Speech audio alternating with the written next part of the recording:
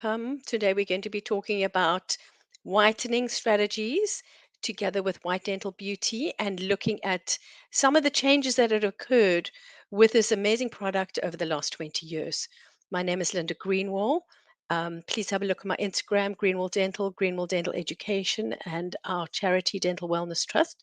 And tonight I want to take you on a journey of tooth whitening as we are in 2025. So, seeing the end of the year out, what has happened and what we are able to achieve with tooth whitening. So, we're going to be explaining the scientific basis of bleaching. Once you've acquired the knowledge and understanding of the process, we're going to also look at the EU directive concerning tooth whitening and whitening products. We're going to look at the different dental bleaching techniques. We're going to understand patients' questions and concerns about dental bleaching. We're going to look at tooth sensitivity and management of patients during whitening treatment and afterwards. Then we're going to look at recognizing the consent process, what you need to discuss, what patients should be aware of, and then managing problems associated with bleaching and further aesthetic dentistry. What's exciting is that our treatments with whitening, if you undertake the correct protocols, which we're going to go through with you tonight, here is a 10-year case where we did whitening and some. A little bit of microabrasion together with icon resin. You see 10 years later how beautiful the shade of the teeth has maintained. The white spots are gone. And we've got a beautiful overall result. Now, many children and under 18s come and see me because of the brown staining on their teeth. And there are a whole lot of new conditions which we need to be aware of the enamel and enamel diseases. And some of them are called the D3 group. And there's an excellent website called the d3group.org. Also, it's called dentinal developmental dentinal defects. And this patient has that. It's not MIH. She has this developmental defects. The teeth are porous. Can you see there's chipping on the screen above? There's chipping. There's brown color, orange color, yellow color, white stripes on the teeth, and the teeth are multiple colors. Now, first of all, we need to look at patients' hydrations, their high lip line, their hydration levels as well. And we need to understand why does the color all connect at this spot over here. The patient has a high lip line. That's where the tooth is the most dehydrated, and the stain collects in that area because it's porous, picks up the stains from tea and coffee and tannins and different food products. So it's really essential before you even start to get hydrations levels worked out, make sure the patient is hydrating enough, as well as the improved oral hygiene. This is the result afterwards, where you can see we have undertaken whitening. And we did this as an advanced case of whitening. We're going to discuss the differences tonight. We did whitening. We did some microabrasion to smooth the rough enamel. We did some icon resin infiltration, and that was it, all minimal invasive. So then we need to look at what does the brown mean on the tooth? What does the orange mean? What is the yellow? And what is the white? And look at the inherent tooth color as well, the surface texture, is it smooth or defective? All of this plays a role in the type of treatment and the adjunctive treatments that we can provide in a minimal invasive way. So let's look at what is available. First of all, the best type of bleaching is with bleaching custom made trays, whether you scan the patient or take impressions. A custom made tray is the best type. You can also use aligners, you can use retainers. But we like the trays to be scalloped and no reservoirs. That is designed, and the scalloping should be buccally and lingually, and the tray should extend from the 8 to the 8, from the wisdom teeth all the way around. There are bleaching strips, which we'll talk about this evening, which are they are not customized. It's one size fits all. And those are for refreshing bleaching. It's not for the main bleaching. It's just a little maintenance top up, really. Some of the whitening gels are paint on gels or brush applicators. They're also over the counter whitening treatments. But the best way is using a customized, personalized tray that fits that patient, and placing 10% carmine peroxide as a nighttime product in the bleaching tray. The patient wears it overnight. Or you can use a day product such as hydrogen peroxide. Power bleaching, which is very popular, is not really the main real action of whitening. It does help and it's a maintenance and a motivator, but really the best whitening is overnight in the trays. You can do a combination where you would do home bleaching and power bleaching, or power bleaching to start the whitening and then bring the patient back, or you do home bleaching and bring them in to do power bleaching, in office bleaching using 6% hydrogen peroxide. That's also known as deep bleaching and core bleaching. And then we're going to talk a little bit about non-vital bleaching tonight, how the best techniques for the new, and there's new customized designs for non-vital bleaching using 16% sealed into the tooth, internal structure of the tooth. And we make a special bleaching tray on the outside, which is sectional. So we're going to show you that, and we can talk about outside inside bleaching, talk a little bit about microabrasion. We'll show you some cases together with bleaching. And sometimes we would do icon resin infiltration and composite bonding. We're going to show you all different kinds of cases related to that. So let's have a look at how whitening works. What I want you to have a look at is to see this animation, and you can see how the little bubbles get inside the tooth with oxidization. You can see carbamide peroxide is penetrating into the nerve within 5 to 10 minutes. The enamel is a semi-permeable membrane which is porous. It will determine how fast the tooth will lighten. So the solution breaks down into oxygen molecules. The tiny little oxygen molecules enter inside, and you can see in the enamel the oxygen bubbles. So what I want you to see is you see these little oxygen molecules over here. After you finish bleaching, the tooth looks very bright, and that is because there's a lot of oxygen inside. And this also affects the enamel bond strength. So when you finish the bleaching, we'll talk about how long the treatments are expect for the treatments to take. When you finish bleaching, you need to wait 2 weeks before you undertake any composite bonding, any veneers, or any other restorative aesthetic treatment. So do wait until the enamel bond strength has been reestablished, which is a period of 2 weeks. So these are some of the textbooks that I've written on the subject. I did my master's research in this nearly 30 years ago, and the techniques keep evolving and developing. And we're working on developing new success strategies for whitening and for aesthetic dentistry and for the journeys, the minimal invasive journeys that the patients take. And this is the new textbook. So a lot of the information that I'm talking about is in this second edition, bleaching techniques. This is how my practice it looks. We work in Hampstead in a private specialist practice. It's a group practice with 6 operatories and 6 different specialties. I'm a specialist in restorative and prosthodontics. And this is where the room where it happens, where we discuss our treatments for patients, with patients, showing them their photos, giving them a tour of the mouth, their x-rays, explaining everything, where we can sit down face to face.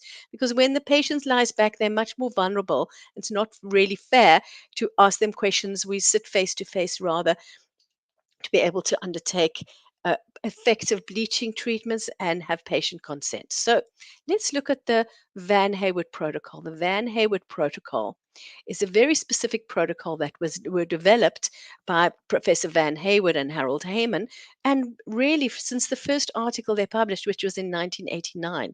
So we have nearly 36 years of effectiveness using these techniques, which are safe, minimal invasive, and effective. So first of all, we bleach the upper teeth first. We always bleach the upper teeth first so that we can get a color comparison. That's the first thing.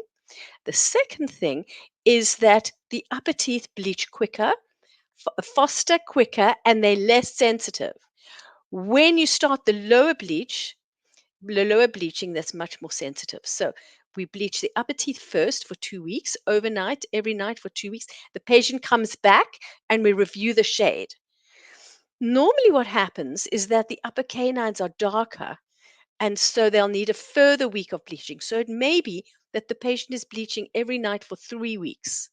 Then we review, so we would review at 2 weeks and decide.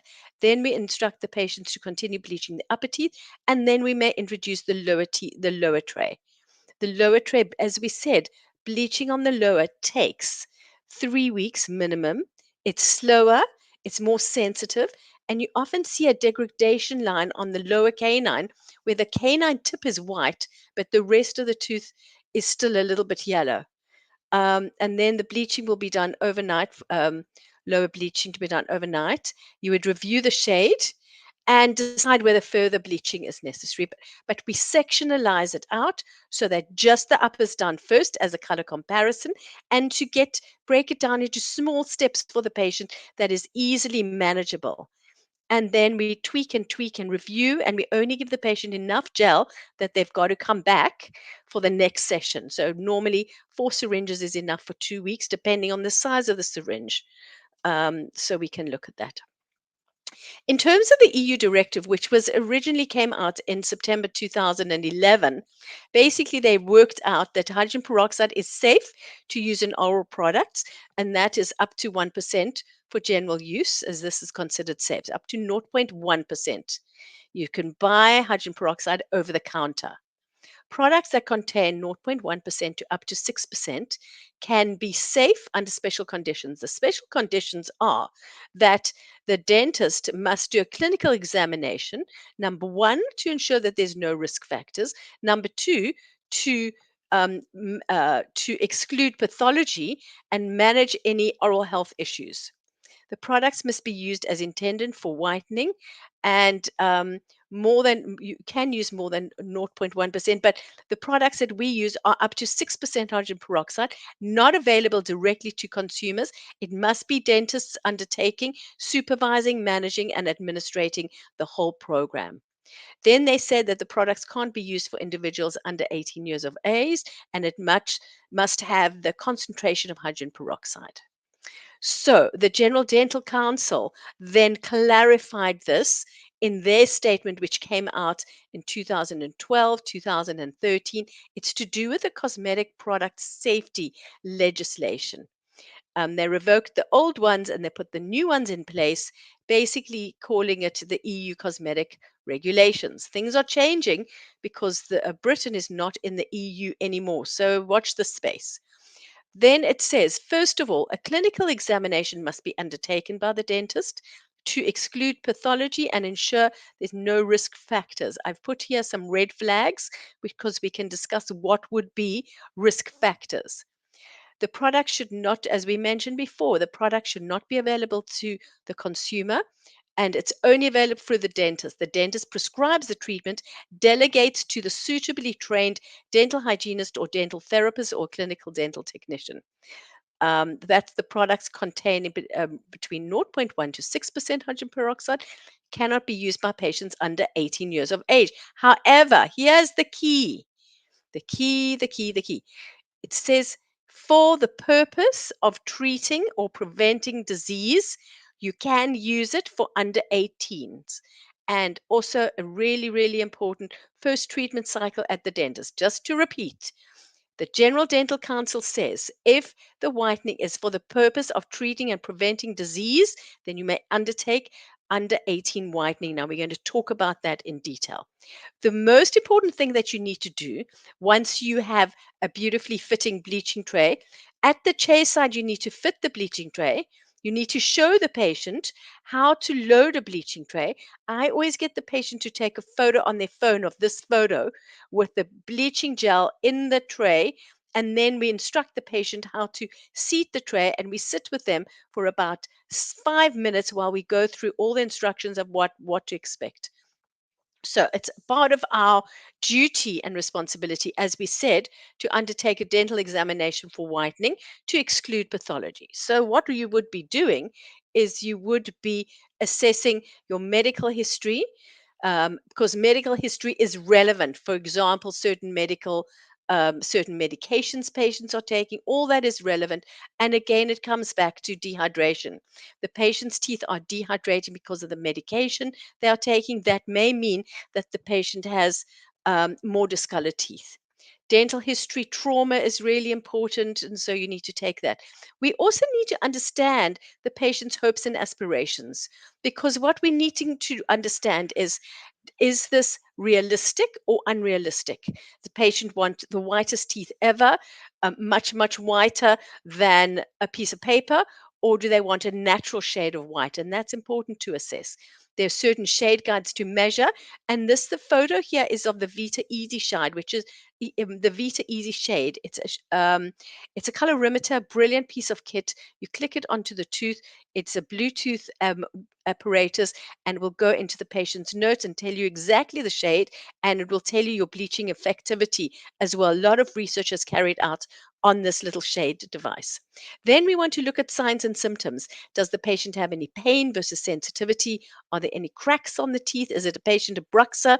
Because if they're bruxa, the lower incisors may have micro cracks on the teeth when you whiten it, maybe explain why the patient has sensitivity. Has the patient had previous orthodontic treatment? What is their gingival health like now? Are there any black cracks on the teeth from smoking? Are there any dehydration lines, any draining sinuses or periapical pathology? Now, in terms of radiology, it's really important that any discolored tooth needs to have a periapical radiograph taken. You want to know what are you dealing with this patient, and you want to know, is there any a widening of periapical lesions, any lesions there? What is the pathology? You will obviously do vitality test, percussion, and palpation. So here is a patient who wanted to whiten their teeth that previously had ortho. They noticed a gap opening up. Otherwise, they want to whiten the teeth. There are no symptoms. They're not happy with the present shade. They notice the gap has opened and was much larger. Now, look at this radiograph over here. You can see it's quite shortened, and there's a lot of resorption. The roots are shortened. There's resorption quite extensively. If you hadn't taken the x ray, you wouldn't know what you're dealing with. And if the patient goes to another practice and says, "No, I had whitening," this may be the reason. You need to know what is the structure, what is the pathology. You need to know before you start. So you do need a periapical radiograph of the upper and the lower teeth. And as we said, any discolored tooth needs a periapical radiograph. Then what you're going to do is you're going to be assessing the patient for a history of sensitivity and measuring sensitivity on the patient by putting on an Optident and spraying air onto the teeth. So you're going to be checking, and you ask the patient, is this area sensitive? Can you see where I'm going? I'm on the cervical area and asking the patient, is this sensitive? Is this sensitive? So we start to get an understanding of what we are dealing with when we're having a look. And if the patient says that they are sensitive, we make a note of it, because many patients have NCCLs, and non-carious cervical lesion, where they've been brushing really hard and they have a lot of sensitivity. And if they've got a deep lesion, we will often fill this in with a glass ionomer, a resin modified glass ionomer. I'm going to show you a photo of that. Now, on a patient with a discolored tooth like this one, we are checking for cold sensitivity, we're checking vitality, we're assessing this before we start. It's really important. So here, the upper left one is sensitive. It has calcific metamorphosis. The tooth actually still vital, but it was traumatized, and that's why you have that yellow color where there's blood. There was bleeding inside the tooth, but it's still vital, and that's what we're checking for. Now, the next piece of equipment that you need is a little UV torch, and that's from Amazon, and a white light. The white light is used as a diagnostic light. So, if you have a look at this photo over here on the right side, you will see a lot of stripy teeth with yellow marks, orange marks, brown marks. The technique is called transillumination. And transillumination means you shine a white light behind you, and you take the photo in a special way. You No flash is needed. You bring it down. The f-stop's at 30, and we put it at 11. Sorry, yeah, at 11. And here we get a good photo of this. Here you can see the before and after photos with whitening and icon. And look at the end of treatment when we shine the light again. You can see this is clear now. They don't have that. any more of those stripes and spots. And that is from resin infiltration with whitening. Whitening shrinks the size of the white spots, which is what we do. The reason we use the UV torch is the UV torch tells us if there's any extraneous composite on the teeth, for example, any attachments or any old bonding, etc. We try and remove the attachment, any residual attachments or any little flashes of composite before we start whitening. Then, in terms of transillumination, we are also assessing what's the deepest color on the tooth. Where the stripes are tells us where there were disturbances of the enamel, such as over here where there were disturbance of the enamel. And the areas that are the most difficult to get rid of, we are marking that because this will help us understand what we're dealing with. How much whitening do we need to do? Here at the end of treatment, you see this is nice and even now. So I mentioned this before. You want to first of all understand if it's an under 18 patient, what is the impact of the discoloration on the patient? Are they severely impacted? What is happening? Are they being bullied at school? Are they teased at school? Is this a big issue or is this not an issue at all? If it's not an issue at all, I would leave it until over 18. If the child is impacted, I had a patient today, just like that. The mother said, please don't say anything to the child because the child is deeply impacted and is bullied at school. Well, the next thing you need to look at is their diet. What are they eating? Are they eating a lot of ultra processed foods? Are they eating a sugary diet? Are they eating regularly? We mentioned the hydration. On porous teeth like this, you need to be assessing. You need to get them into the hygienist. You need to practice the brushing. You need to look at the enamel quality and the quantity of enamel. Many patients these days have deficient enamel, which is chipping and chalky and mottled and breaking, and look at the severity of the lesions and the impact on the child and also an impact on the family. On my YouTube channel, we actually have some videos of the parents talking about the impact of their child with the discolored teeth and what happens. So let's choose a whitening product. Let's have a look at what's available. The gels that we can use, as we discussed, we can use 5%, we can use 10% carbamide peroxide, and 16%. 5% is called Novon Miles for White Dental Beauty, and this is an excellent product for patients that are sensitive, or if they've tried all the other whitening gels they couldn't manage because they were too sensitive. This is the product for them. We use this for under 18s, 5%. We would use 5% for medically compromised patients and also for lower teeth when they are sensitive. Then 10% is our standard bleaching protocol, 10% carbamide peroxide or 16% carbamide peroxide we would use for sealed in techniques for non-vital bleaching or for dark canines or for tetracycline stained teeth. You want to know when you're choosing your gel, is there a soother? What soothers are within the product? Is there extra phosphate? Is there amorphous calcium phosphate as well? Is there fluoride? Is there potassium nitrate? All of that matters. What do they contain?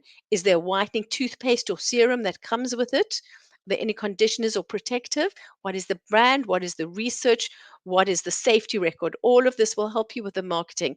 Now, when we look at the White Dental Beauty, you can see the beautiful colors, the black and the turquoise. And there's a new, because it's 20 years, they have lovely, beautiful new packaging, which you will see on the new kit. It's very, very pretty.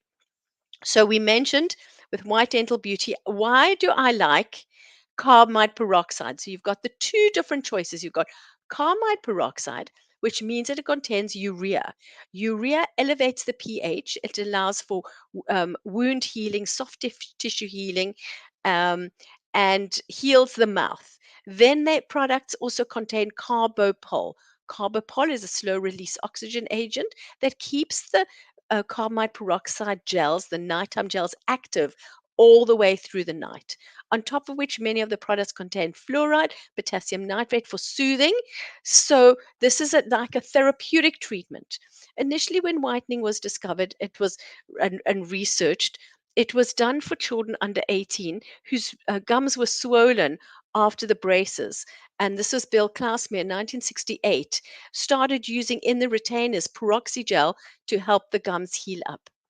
And so the nighttime products, this means that with all these extra, with the urea, with the carbapol, with the potassium nitrate, with the fluoride, with the phosphate for soothing, all of this allows it to have excellent therapeutic benefit, which means that it keeps active for 10 hours all the way through the night.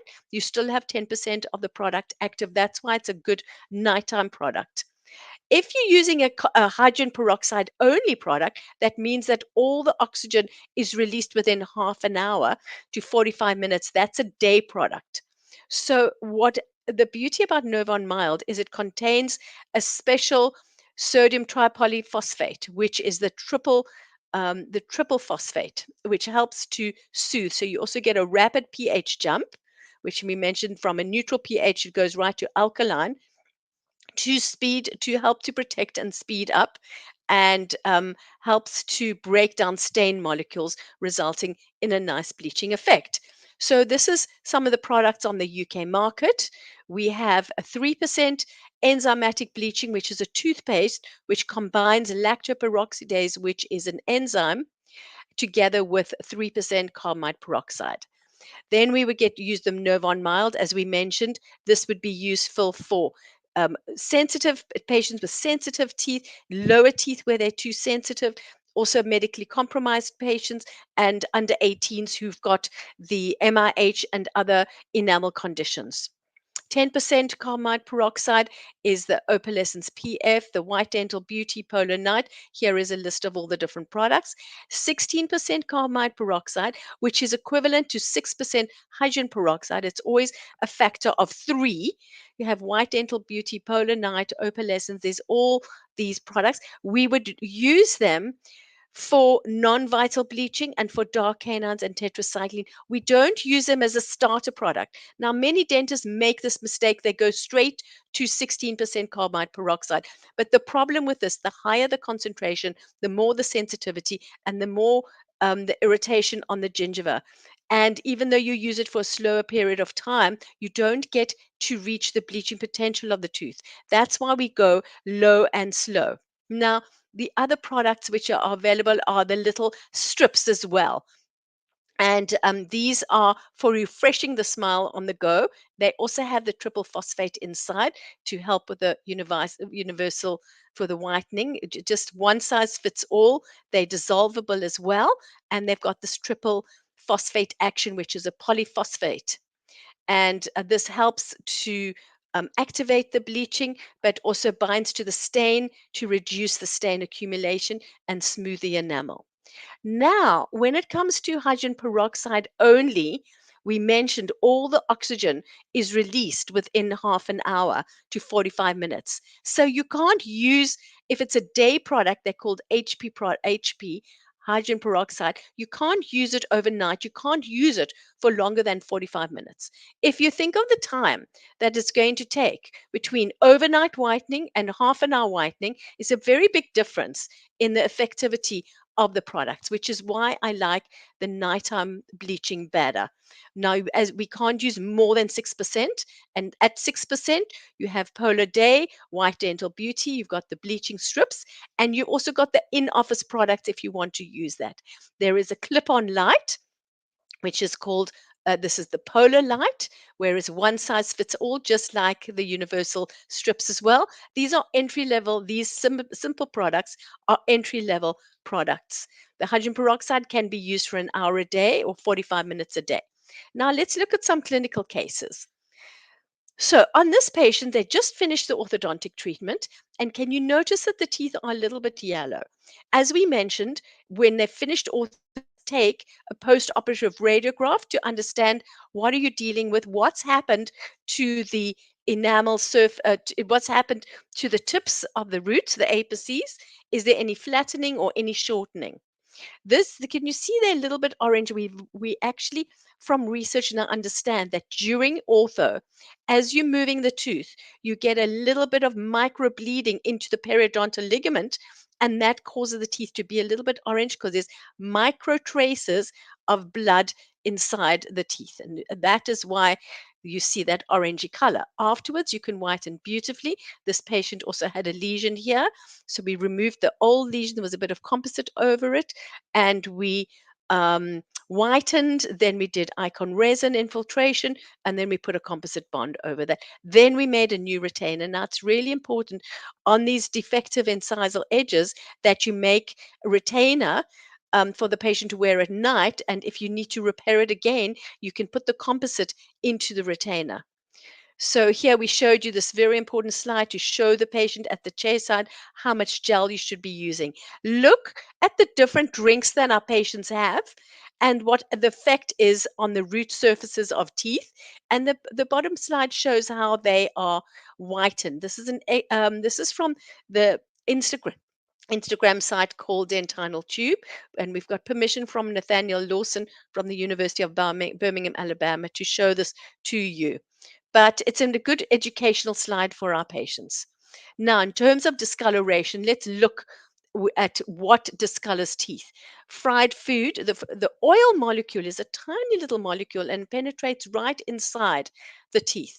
And causes. So the patients having more fried food will have more discoloration. There's a browning reaction called the Maillard reaction, which causes the teeth to brown, to cause the browny color.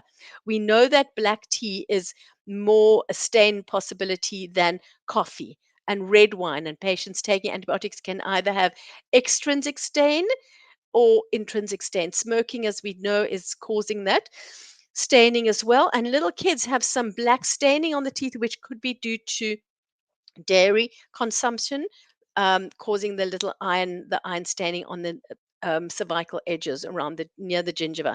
Extrinsic stain can be removed with a prophy. Intrinsic stain is the stain is inside the tooth. And this is anytime that's been some internal bleeding, liver disease, kidney disease, antibiotics administered at a young age, or teenagers taking Roaccutane, minocycline, tetracycline, amoxil. All of these can cause this, as well as chlorine in the patient who swim a lot, 4 hours in the swimming pool, their teeth can go green. When we're looking at other developmental defects, we can talk about children who are premature, 20% chance of developmental enamel stripes and spots and white streaks. There's a genetic factor. Anything that occurs to the mother prenatally, perinatally, postnatally can cause white spots and streaks and yellow marks on the teeth. The yellow marks are from too much protein, which is incorporated on an MIH teeth. So chemicals by BPA, different toxins, dioxins in the breast milk, all of this affects discoloration. When we're talking specifically about white spots, there is an excellent site called the D3 Group. I've put it here on the top, and have a look at anything occurring prenatal exposure to chemicals, pollutants, medication, antibiotics, something happening with the mother, something happened at the time of the birth. Multiple twins have this, any hospital admissions, any medication administered. What we do know is any time the developing tooth cell, is starved of oxygen, you may have a white mark or a white patch occurring. Postnatally, up to the first 3 years of life, any childhood fevers, respiratory infections, all of this could cause white spots and marks. Now, in this photo, the patient had trauma to the primary dentition. So this brown mark is the bleeding from the primary dentition, which caused bleeding into the secondary dentition. And here we whiten this away for the patient. Slowly, it takes a little bit of time. So a basic bleaching case is takes 4 to 6 weeks to whiten, and these are all basic bleaching cases. Different causes, but all of these simple results is a basic bleaching case. 4 to 6 weeks to whiten fully, no restorative dentistry required, and you get these beautiful results. Here is a basic bleaching case where the incisal tips are discolored because the patient has a high lip line, is not drinking enough, and we're able to whiten and do a little bit of icon resin infiltration. Here, the 3D printed bleaching trays. We've progressed to 3D printed. We're very excited with this, and that's how it looks.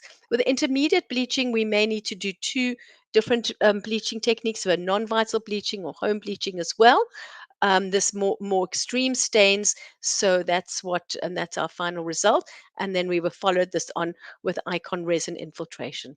Advanced bleaching would take 8 to 10 weeks of whitening to get rid of the brown. So on a case like this, first the brown goes away, then the orange, then the yellow, then the tooth starts lightening, then the white spot initially gets whiter and brighter, and then it shrinks. That's why we always want to see what can whitening do for the patient. And with this patient, all we did was some microabrasion. This is the Opalesta from Optident, who also Ultradent have that. And here is the lovely result at the end with the microabrasion. What we did was we polished with some MI paste afterwards and gives this beautiful glossy effect. Now, this patient was teased at school because of the brown marks. And we did the same treatment, this advanced bleaching. It could take 8 to 10 weeks. You must get rid of the brown. Microabrasion is not going to get rid of the brown. You go and go, and that's why we see the patients every 3 weeks to review the situation, get rid of the brown, and then it's only the white spots, the white marks shrink, and then we would do some resin infiltration after the whitening. Now, remember, after you finish whitening, as we said, you want to wait 2 weeks before you start resin infiltration.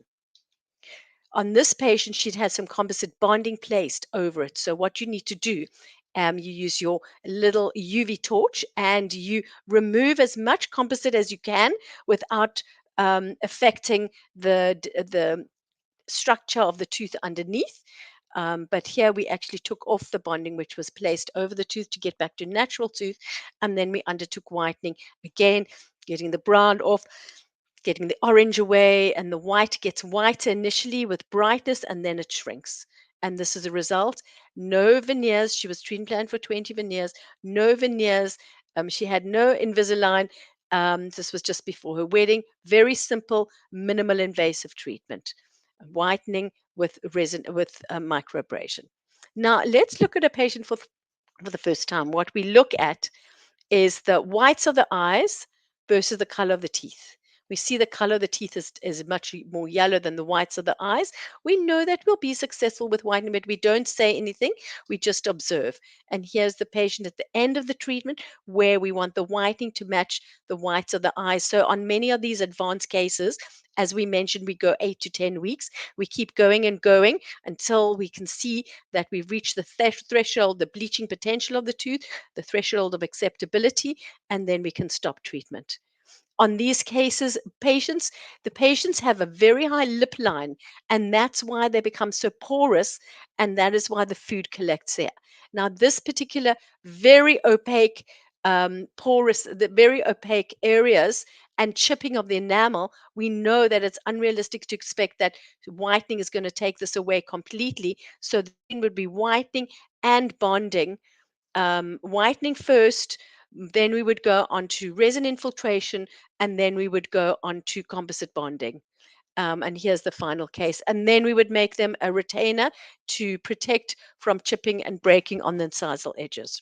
A similar case like this, orange on the tips, is from dehydration and high lip line and poor oral hygiene, so that on these porous teeth, this is how it looked afterwards. We did whitening first to whiten away. Can you see that there's a lot of chips and breakages on this enamel?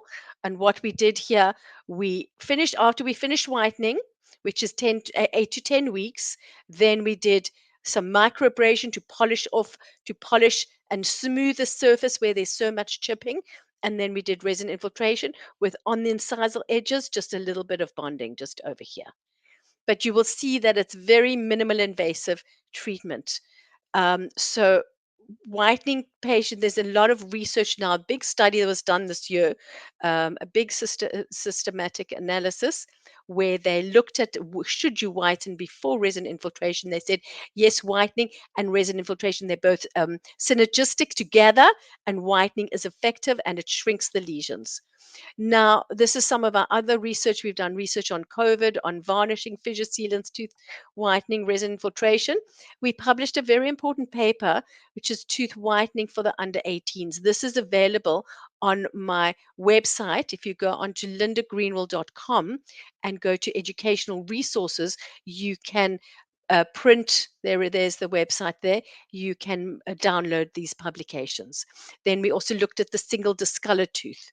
And what we listed were the 10 reasons why, when you would whiten, and what the diseases were for the under 18s when it was appropriate to whiten.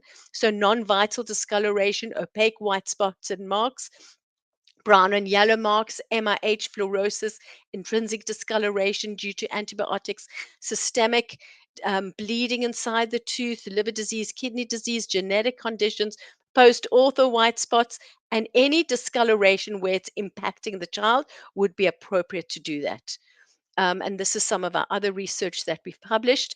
But the very important paper my son published was Dr. Joseph Greenwall Cohen, showing that carbamide peroxide really improves the health of the gingiva and the teeth, and oral health sustainability is attained and preserved. This is some of our outreach work, and please look on the website, which is Dental Wellness Trust, for some of our outreach. We always need dental volunteers. Please email us, charity@dentalwellnesstrust.org, to come and help us. Let's look at side effects now. So bleaching side effects. Up to 50 to 80% of patients can experience sensitivity on the teeth. That could be just sensitivity of the teeth. For example, you have mild awareness to an actual ache on one tooth. If you have mild awareness, that's very normal, but we want to look at why is that sensitive? Is it because it's gingival sensitivity? Is there abrasion? Are there defective restorations? So it's important to understand.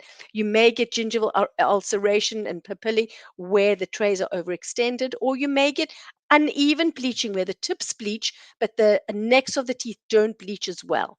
On the white spots, we mentioned white spots can get whiter, and that's called the splodge effect. You get an uneven whitening in the beginning. If you don't diagnose an um, periapical area, you can get a flare up and require root canal. The patient will be upset that you didn't diagnose it. Very important to look at patients with unrealistic expectations. And then, of course, you get bleachorexis who can't get the teeth whiter and whiter. So take a photo of this slide. Why do patients get sensitivity? Many, many reasons, but most of it is due to the enamel structure and the structure of the teeth. How much enamel is left? Is there erosion on the teeth? Is there abrasion? What's the acid consumption like? What is the Diet Coke levels? Is there any eating disorders? Are there hereditary enamel defects, MIH? Are they brushing too hard? All of those would help us to understand. Now, we also know that up to 70% of patients may have walk around with general sensitivity. So you need to understand what is their sensitivity level. But as I said before, we actually, if the patient has an NCCL, a non-carious cervical lesion, we would treat them with a resin modified glass ionomer. So the protocol would be clean it with a micro brush, tiny little 2 millimeter brush, pumice and Hebe scrub. Then we would etch the NCCL, and then we would apply Hurry Seal, which is a dentine sealer. It's got HEMA inside, or you can do a gloomer. Then we would place the resin modified glass ionomer, and then we would sculpt it. And we use, once this is placed with the gun, we would sculpt it with bond and just use a probe and smooth it and sculpt it. But we often tend to protect the teeth, and we often tend to do on all the quadrants, all the NCCLs, get them restored before we take our scan for our bleaching trays. So there are some proprietary gels that can be used inside. You get the Ultra Ease, which contains potassium nitrate. So the different proprietary soothing gels work in different ways. So, for example, if it contains potassium nitrate, that penetrates the nerve and stops the transmission of the nerve impulse. So the potassium nitrate, after depolarizing, the nerve cannot repolarize, and it reduces the excitability of the nerve. So that's one way that the soothers can work. Or you can do, some of them contain fluoride, and the fluorides are tubular blockers. Some of the proprietary gels also contain ACP, like tooth mousse has ACP on its own, because it's got no fluoride in it. But MI paste, which is on this photo, MI paste has amorphous calcium phosphate and fluoride inside. So you can also use just like I showed you, the Hurry Seal, which is just a HEMA or a Gluma product, which is dabbed onto the exposed dentine at the cervical area, but some of them are called immediate dentine sealer, or you can do a resin modified glass ionomer or place some bonding. But there's a lot of choices that you can do, that the patients shouldn't be too sensitive and they shouldn't stop bleaching because they're so sensitive. Now, on this patient who had MIH, you can see there's a broken incisal edge. So this needed to be restored first. So we restored this. We then treated, we whitened the teeth, even though he had primary dentition, and then we did resin infiltration and repaired this. This is how we finished. Um, and then after he had stage one whitening treatment, then went to have ortho, came back after ortho. You see the teeth were a little bit more yellow, and then we whitened in his retainers. So this is two little. Little here is the composite bond on the incisal edge, and then the last whitening was done in the retainers in stage two after braces. On this patient, we took off the old veneers and we whitened the teeth, and they actually look better without the veneers. And we did some simple microabrasion, resin infiltration, but did as minimal possible for this patient. On this patient who has MIH, MIH is molar incisor hypomineralization. 1 in 8 children in the UK have this. It's pretty severe.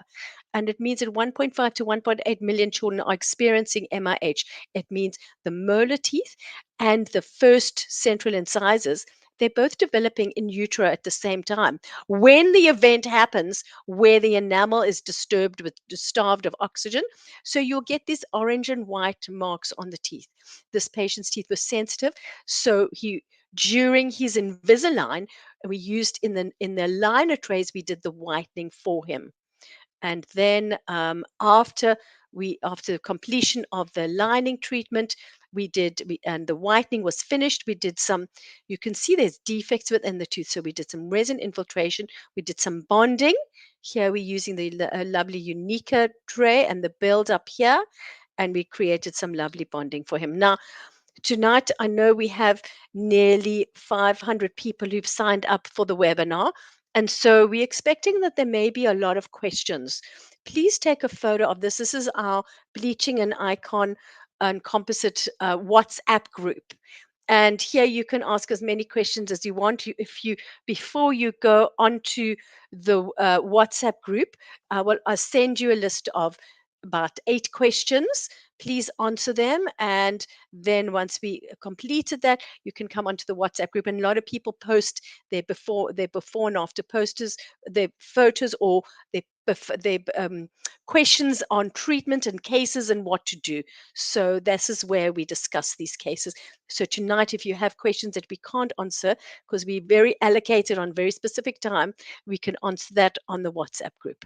Now, in terms of power whitening used to be super fashionable, using very high strength a gel where the patient sits in the chair for about 45 minutes using a high strength gel and a light to whiten their teeth. Then the research showed that maybe it didn't make that much difference, only a little bit of difference. And then the EU legislation came in, which forbids us from using higher than 6% hydrogen peroxide. But the cases I've showed you tonight show that you can get very effective whitening just with home bleaching. Now I want to talk about non-vital bleaching. So with non-vital bleaching, these 3 teeth over here, 1, 2, and 3, these dark teeth have non-vital from previous trauma and decay. So we have to check first of all that the root canal is adequately done and that it's well obturated and there's no disease and no periapical lesions and the tooth is stable and the patient has no pain, no tapping pain, no pressure pain. And then we can undertake internal whitening for the patient. And you see that with these broken incisal edges, we needed to do a little bit of repairs with a stain filling here. So the treatment was non-vital bleaching first. You bleach the dark tooth first. Then, as the shade lightened significantly, we then changed it to a full arch bleaching tray. When we finished bleaching, we were happy with the shade. Then we waited 2 weeks and we did the composite bonding. So your choices on non-vital bleaching would be sealed in, where you seal the gel inside the access cavity, or you do the outside inside or open tray. You keep the access cavity open and the patient places the bleaching gel inside the tray with a syringe, or you do outside inside close. So you seal in the gel and you make a tray, a sectional bleaching tray, where the patient bleaches from the outside and the inside at the same time. These days, we cannot use more than 35% hydrogen peroxide, and we cannot use the walk in bleach technique, which took 35% hydrogen peroxide together with sodium perborate, was like using 50%. We don't do that anymore. We often have a situation where the tooth is a single dark tooth, but it's actually vital. This is called calcific metamorphosis, and this is what happened for this patient. So here we made a full arch bleaching tray, and then we cut back the bleaching tray. So if you see, that's the full arch tray. This is a sectional bleaching tray where there's the dark tooth on the teeth on either side. We cut back. Here is the x-ray, the radiograph prior to whitening. Here we cut the tray on either side. I just mark it with a Sharpie. So this is the dark tooth. We cut this piece off on either side. And then we would whiten the teeth. And non-vital bleaching and calcific metamorphosis teeth need whitening more often. Here is the picture of the bleaching tray, what it looks like. Now I'm going to show you how to cut. So here I'm marking, I stand in front of the patient where the dark tooth is, and I cut the bleaching tray. There's an excellent scissors from Optident called the Ultra Trim scissors. It's very good for suture removal and for trimming bleaching trays. And this is the Ultra Trim scissors. And I gently take off the buckle, the labial part section of the bleaching tray, and the same with the other side. So we keep the dark tooth and the teeth on either side. We trim back the whitening tray, because if you don't, you'll get the teeth on either side lightening a lot, and the dark tooth will remain dark, and the color contrast will be worse. So here we are seating the bleaching tray. We put the gel inside, and I'm showing the patient exactly how to seat it and how to place it. And you run your finger along the occlusal edge, and we show the patient exactly what to do and how to bleach. And here I'm placing the gel inside for the non-vital bleaching. And this is 16% carbamide peroxide. And here we're placing it. You put a lot in the dark tooth, and then we normally change over to 10% and run a line on the back. So we're just not bleaching the teeth on either side. So we start bleaching the dark teeth first, the non-vital teeth first. There we go. And that's running it on the occlusal surface. Now, in terms of non-vital teeth, there are expectations for patients, and sometimes you can't get a perfect result. You need to know, like on this tooth, where the patient had trauma, um, and there was a higher gingival margin. We needed to still, we did non-vital bleaching, but we added a composite bond afterwards to get the correct shape.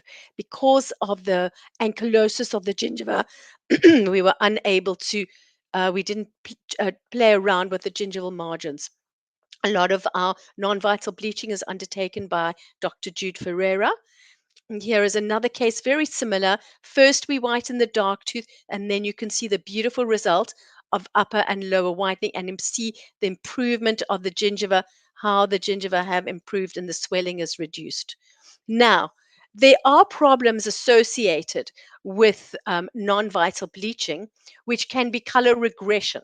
Why does this happen? Often it is because the whitening takes place too quickly, and they don't bleach long enough. So on a non-vital air tooth, we need to bleach longer. So you would change the dressing. If you're going to seal it inside, you change the dressing every 2 weeks.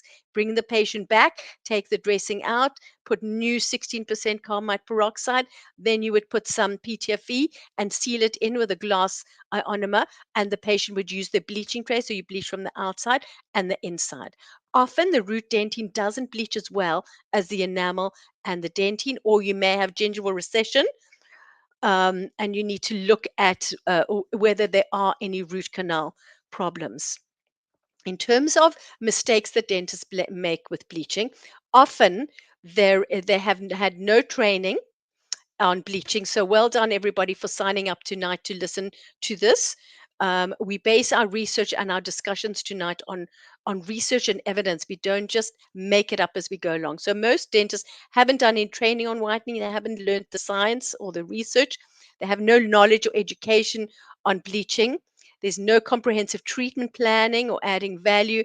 They don't make it up as you go along and hope for the best, and don't compromise your professionalism in any way by undertaking the incorrect or the inappropriate treatment because the patient is bullying you to rush the treatment or to do something which is not part of your professional strategy in terms of your clinical protocols. So don't let the patient bully you. Now we've spoken about the difference between carbamide peroxide and hydrogen peroxide. Most dentists undertake whitening for too short a period of time. They think 2 weeks is the end of bleaching treatment. Actually, we know 2 weeks is just starting. Most dentists, as we discussed, do use a too higher concentration, and then they top up monthly because the tooth never reaches the bleaching potential. By doing the low and slow protocol that I showed you at the beginning of the presentation from Dr. Van Haywood, we would get a nice predictable result. You don't give all the syringes, you only give enough syringes that the patient has got to come back. Therefore, you need to look at your fee structure, your time and analysis, and have a team meeting to introduce the whole whitening service to your patients.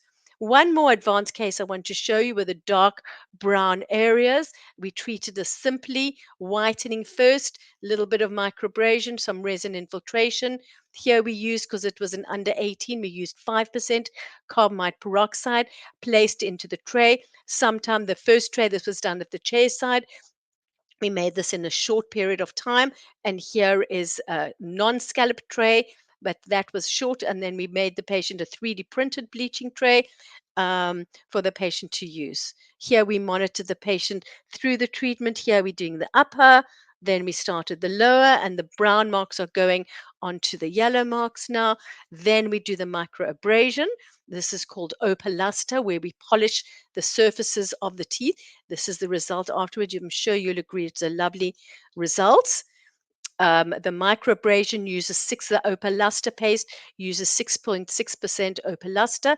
Then you get a primer, which is much stronger. It's 10% hydrochloric acid, and 15% hydrochloric acid is used for the icon resin infiltration.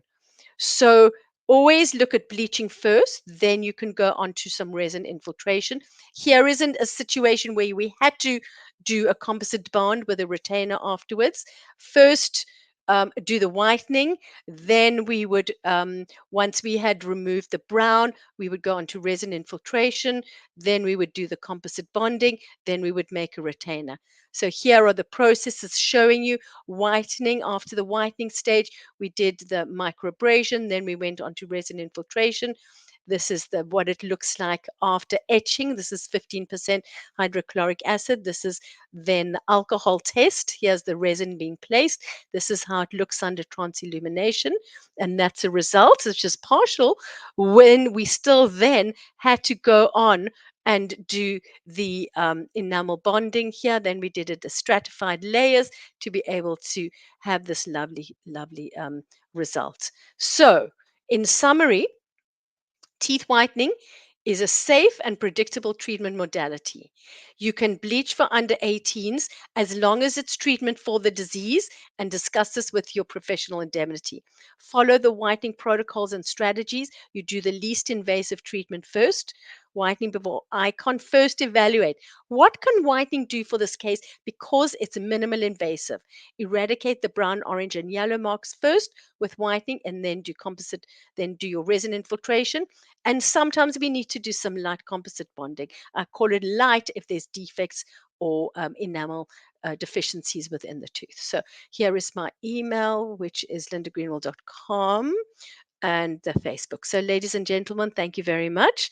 I'm going to stop sharing now and see if this is going to escape. There we go. Right. So, we've got some questions now. I'll answer a few questions. I hope you enjoyed that. And some of my students have joined in from the WhatsApp group. If you want to attend hands on training, please message me on Instagram or also it's on Greenwall Dental Education, and join our WhatsApp group. So let me just see if there's any other. Just to clarify, you apply the gel on the occlusal surface. The gel is placed on the incisal and the occlusal surface. You only place it on the incisal tip. It actually doesn't matter where you place it because it will percolate up with the bleaching tray compressing on. But we always put it on the incisal tip and it moves in multiple directions. It's multi-directional. Um, and can you use whitening on a root canal? We've spoken about the special way that you do non-vital bleaching, and the hands-on training. We have lots, and have a look at my website. So, ladies and gentlemen, I will say thank you so much. Any other questions? Happy to answer on WhatsApp. And thank you for the invitation. Thank you for the invitations to do that. Thank you, Ian. Thank you for signing up, and thank you to everybody. And